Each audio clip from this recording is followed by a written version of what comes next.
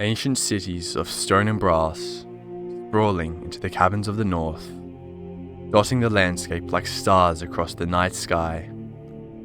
Sounds of humming, clanking, and hissing emitting from the depths below, resonating through the stone-cut halls of the forgotten cities, abandoned by their former owners, left to rust and wilt under the relentless passage of time. This is all that is left of the ancient Dwemer people who seemingly vanished long ago. Hey everyone, my name's Jeremy, and today I'll be talking about the topic of the Dwemer, covering their technology, culture, and disappearance. The Dwemer are perhaps the most mysterious race in Tamriel, and today I'll discuss the ins and outs about everything Dwemer related.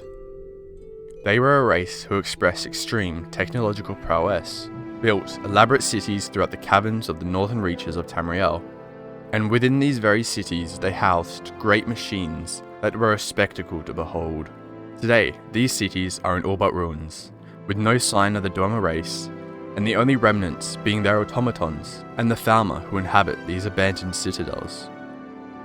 In this video, I'll explore the achievements of this race, delving into their culture, beliefs, and values, and also discuss the mysteries surrounding the disappearance.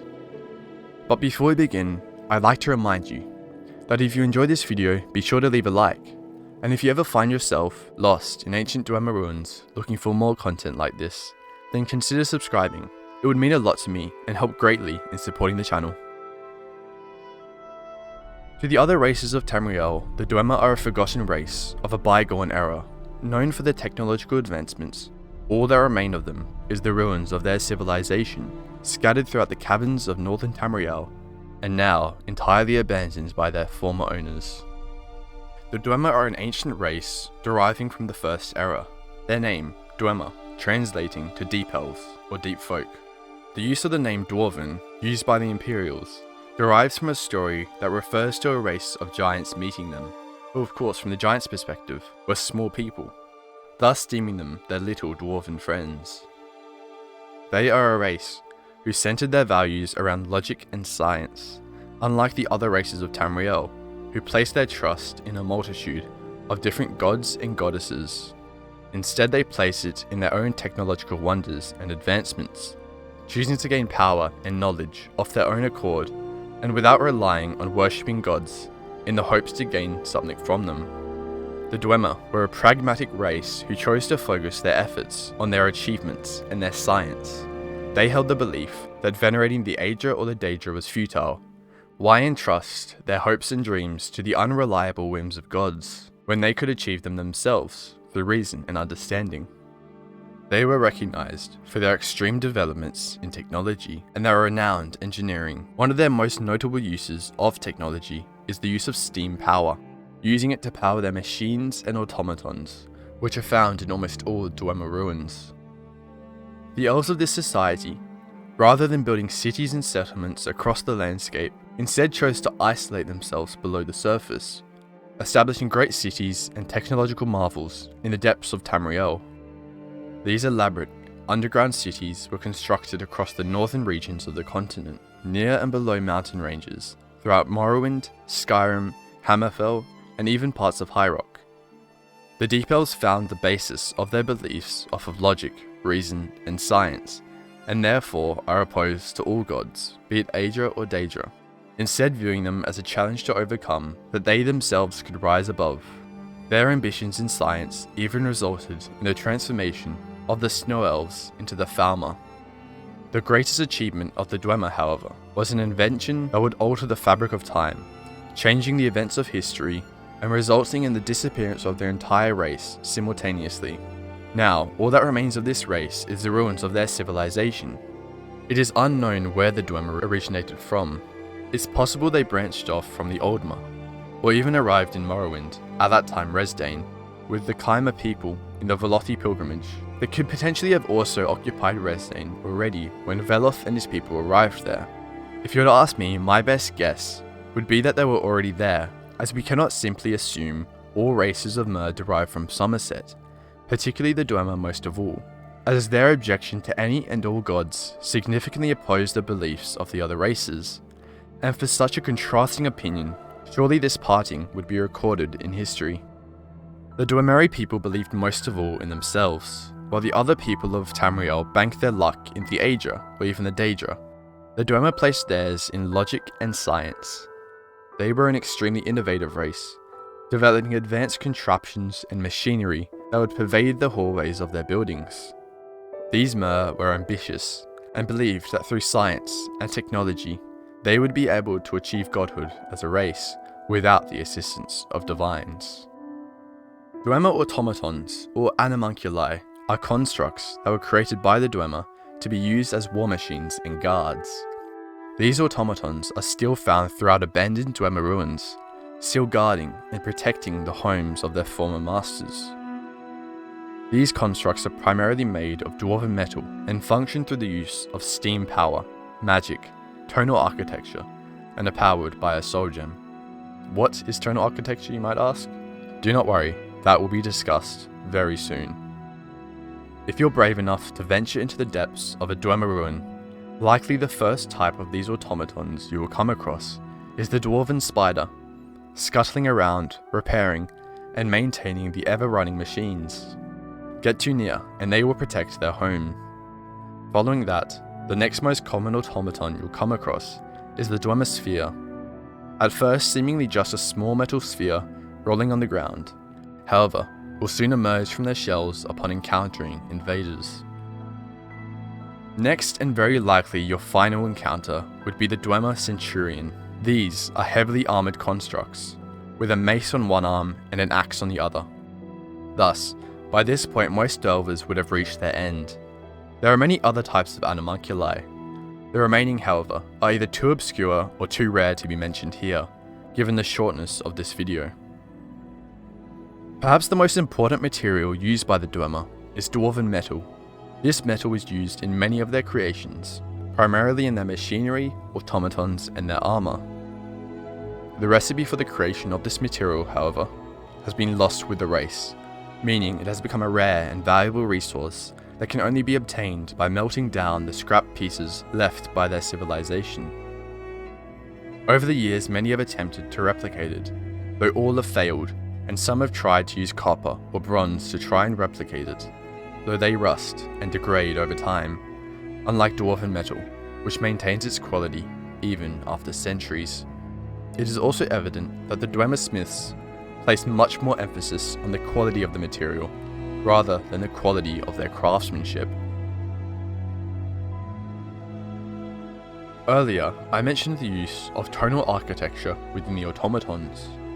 Tonal architecture is a unique form of magic, whereby sound is manipulated in a way to alter reality.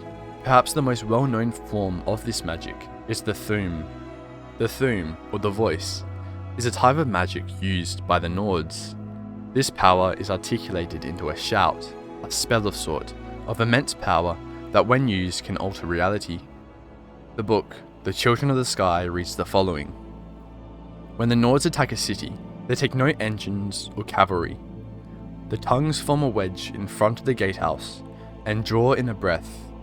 When the leader lets it out, the doors are blown in, and the axemen rush into the city. These shouts can be used for a multitude of purposes, anything from sharpening blades to quickly travelling across the land, even controlling animals or killing enemies. The greatest of the Nords can call to specific people over hundreds of miles and can move by casting a shout and appearing where it lands. But this form of magic is used by the Nords in a much simpler and more barbaric way. As the Nords would use it in battle for simple purposes, the Dwemer had a deep understanding of the use of this magic and exhibited near total mastery of it. Dwemer tonal architects could shape tones through their own vocalizations, amplified by magical talks. They would use tonal architecture in mining, medicines, architecture, and psychology. Tonal architecture was a fundamental part of Dwemer society, being able to bend sound itself to achieve limitless possibilities for their race. Such an example of the impact of tonal magic on the Dwemer is with Chief Tonal Architect Kagrenac, who, in meddling with sound magic, caused the whole race of the Dwemer to cease existing all at once. Ancient Chimeri scholarship states that the Dwemer could even utilize tonal forces to bend weaker minds to their will, a form of complex oral hypnosis. Potentially, this could have been one of the factors in swaying the minds of the Snow Elves into becoming their slaves. They even constructed huge devices called tonal resonators. These were architectural wonders that, if the records are true, when enabled could alter the brainwaves of lesser men and mer, able to induce deep, calm, profound pleasure, or paranoia and terror. These devices were virtually limitless. We find one of these resonators in Skyrim in the ruins of Archingtherms. However, we are unable to witness the true potential of this wonder. The Dwemer would spend most of their lives underground. We see this as there are many places scattered throughout the ruins located across Skyrim where we can find homes, living areas, research facilities, forges, studies, boileries, workshops, laboratories, debate halls, pumping stations, catacombs, war quarters, and farms.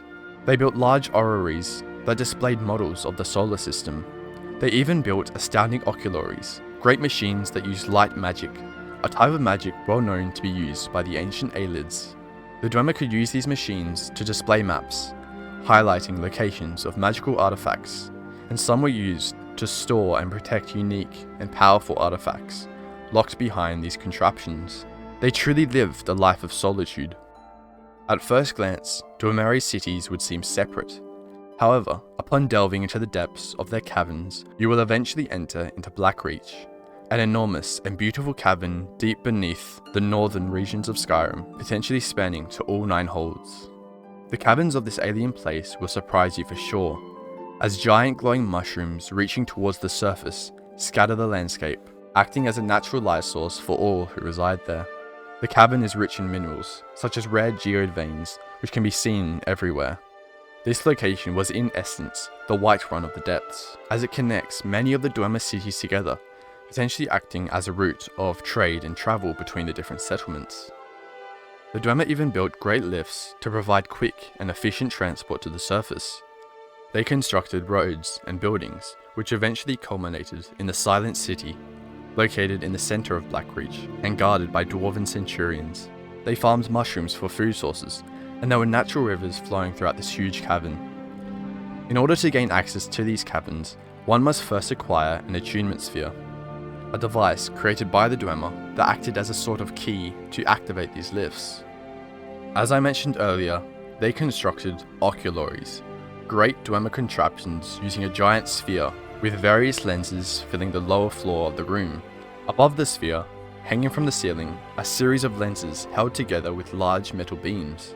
These great machines would harness the power of light magic, guiding it through crystals and directing it in a way that could display remarkable maps and lock away prized artifacts.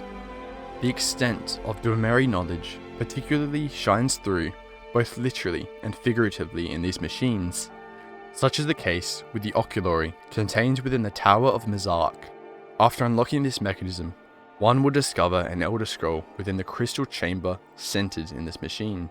This device is unique in such a way that it does not simply display a map or just contain an artifact. Usually when an individual attempts to read an Elder Scroll, they will go blind in the process. However, the Dwemer found a loophole in this process.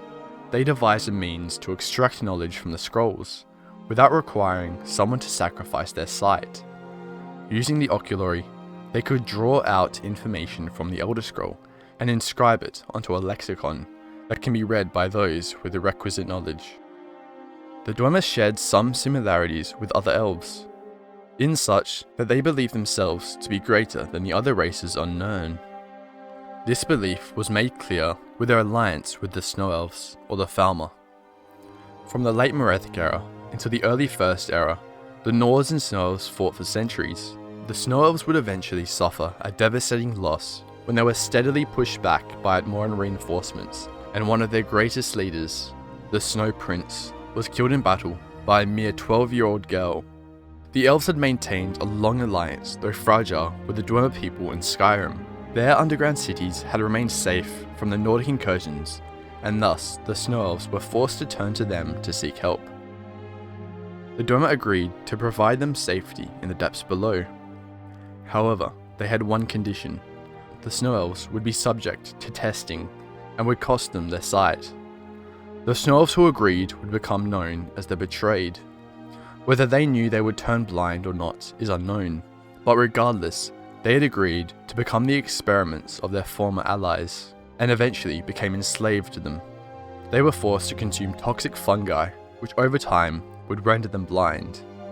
The Betrayed eventually rebelled, leading to the War of the Crag, which lasted for decades and only ended when the entire Dwemer race vanished from Nirn. Over time, the Betrayed would devolve more and more until eventually they became the beings that we find scattered throughout the caverns of Skyrim, the Thalma. As I have mentioned multiple times previously in the video, the Dwemer seemingly disappeared simultaneously at a time during the First Era. It was a result of the Dwemer's limitless lust for knowledge and science, their desire to reach above the gods and rise to greater heights than any other beings in existence. The person taking the lead in this journey was Lord Kagrenac, chief tonal architect of the Dwemer. From what I can decipher, Kagrenac planned to heighten his race to Animidium, to ascend his whole race to another form of being, one that rivals the Divines. The heart of Lorkhan, the divine spark of a god, a huge soul gem of sorts, would be vital in achieving this plan. The heart originates from the missing god, Lorkhan. In other cultures you might know him as Shazar, Shor, or Sep, and known for being the spirit of Nirn, the god of all mortals, or the doomed drum. Lorkhan was the god who convinced and deceived the original spirits, the Et Arda, to bring about the creation of Mundus. Lorkhan would be killed at the convention, which occurred at the end of the Dawn Era. His heart was ripped out as punishment for his betrayal, and Akatosh attached it to an arrow and launched it across the world. The heart would land in Resdain, forming around it a volcano, Red Mountain. The heart would be discovered by the Dwemer within Red Mountain. Upon discovering this heart, Kagrenac would soon understand the true potential that it could yield. He made plans for a great machine called the Numidium. The Numidium, a brass god, 1,000-foot tall automaton that would allow the Dwemer to utilize the power of the heart, a machine that would bend time and alter history to the will of the Dwemer. In achieving this goal, he constructed 3 tools that he would use to harness the power of the heart: Keening, Wraithguard, and Sunder. The short blade, Keening, was created to flay and focus the power that the hammer Sunder produced. In song, it's described as a dagger made of the sound of the shadows of the moon. The gauntlet, Wraithguard, was created to safely wield the weapon tools, Sunder and Keening, and empower them. Wielding the weapons without this gauntlet will often lead to the instant death of the wielder. Lastly, Sunder was created to produce a specific amount of power from the heart. When struck by Sunder, the heart would release godlike power. It is described as a weapon of divine mass. As the Dwemer were on the brink of reaching enlightenment and attaining their goal, their plans would be cut short with the Kaima, who, under the leadership of Indoral Nerevar and through the guidance of Azura, discovered the heart. They learned of Kagrenac's tools, and the Dwemer's intention to construct for themselves a god that would release an unprecedented amount of power upon the Mundus, and sought to put an end to it. The final battle of the War of the First Council, the war between the Kaima and the Dwemer, would take place at the heart of Morrowind, at the Red Tower, the Battle of Red Mountain. The exact circumstances of what occurred in this battle are hard to determine, with so many different accounts and possible events occurring, each contradicting each other. There's accounts from Vivek himself, the Ashlanders, Dagoth and the Outlander accounts described in Nordic songs and Khajiit stories. As you can tell, I cannot provide a precise account of the events that transpired here. Whether you believe one of the narratives to be accurate, or think that the truth lies in the combination of several accounts, is up to you. Nonetheless, the outcome of this battle is certain. The culmination of this battle occurred within the Heart Chamber, where the heart of Lorkhan was located, and where the chief tonal architect worked tirelessly on his project. With the Kaima, Coming closer and closer to victory, Kagrenac, in a haste, attempted to use the heart preemptively. And, with his final breath, in a last-ditch effort, Kagrenac turned his divine tools upon the heart. Kagrenac's tools fell to the ground, their wielder abandoned, vanished off the face of Nirn. In that instance, he was gone, and so was every other Dwemer on all of Tamriel, all at once. Whether the Dwemer achieved their goal or not is unknown. One can only guess at what really happened to them. Did they succeed in becoming gods? Were they absorbed into the Numidium, or perhaps the heart? Or was it something else entirely? Nevertheless, it is certain that they left behind their magnificent structures and technology, abandoned their automatons to roam the halls of their lost masters, and left their cities free for Falmer taking. One final guess I will leave you with what could have happened to the Dwemer, is Kim. To fully explain the meaning of this word requires a separate video in and of itself. I will do my best to explain it in short. Kim is a state of being that allows an individual to escape from all laws and limitations. To achieve Kim is to realize and fully understand the individual's place in the world, in existence. It is the process of a person realizing that they exist within a dream, learning about the Godhead, the Creator, and that they do not in fact exist at all.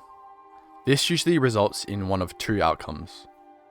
If, after realizing the true nature of their existence and the meaninglessness of their lives, have a big enough ego, and are still able to define themselves as I, as a separate entity, as their own person, and are still able to believe that they are important, they will be successful.